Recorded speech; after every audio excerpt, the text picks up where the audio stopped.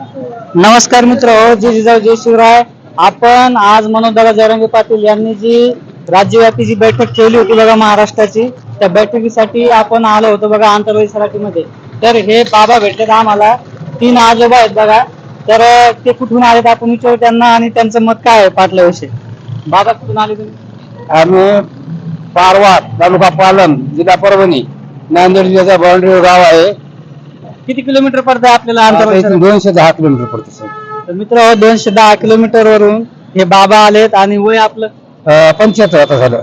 75 वर्ष वय आहे. आणि आपलं बाबा 70 आणि 75 वर्षाचे आजोबा हे मनोजदादा जरांगे पाटलांसाठी आंतरवाली समितीमध्ये बसणार ट्रेन येऊ शकतात का? आपण सुद्धा घरी न बसता येणाऱ्या काळामध्ये मनोजदादांनी सांगितलं आपल्या 27 तारखेला मुंबईला जायचंय, तर आपण या घरी बसू नका आपल्या लेकराबाळाच्या हक्कासाठी. आपण काय सांगाल मनोजदादासाठी आणि आपल्या सगळ्या समाजासाठी?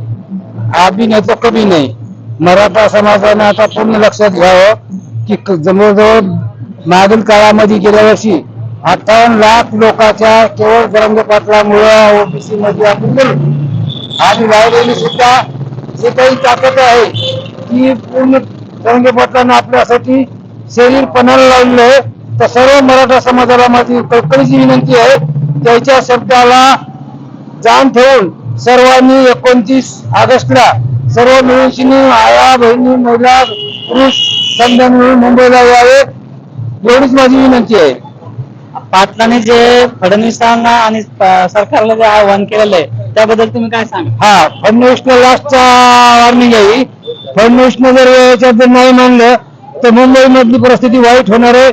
आणि मी पहिले शेतकरी संघटनेमध्ये आंदोलन केलं आणि माझ्यामध्ये समजा आंदोलनच्या बाबतीत म्हणलं पेटवून द्यायला काही अडचण नाही मला. मी मराठवाडा प्रमुख होतो आंदोलनचा.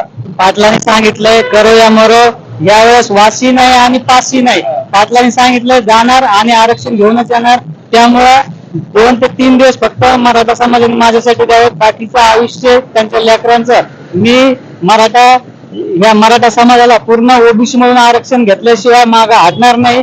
त्यामुळं पाटलाचा सुद्धा आदेश मराठा समाजाने ह्या सराखोपर ठेवावा आणि मुंबईकडे जास्तीत जास्त कूच करावी. आपण अजून काय सांगा?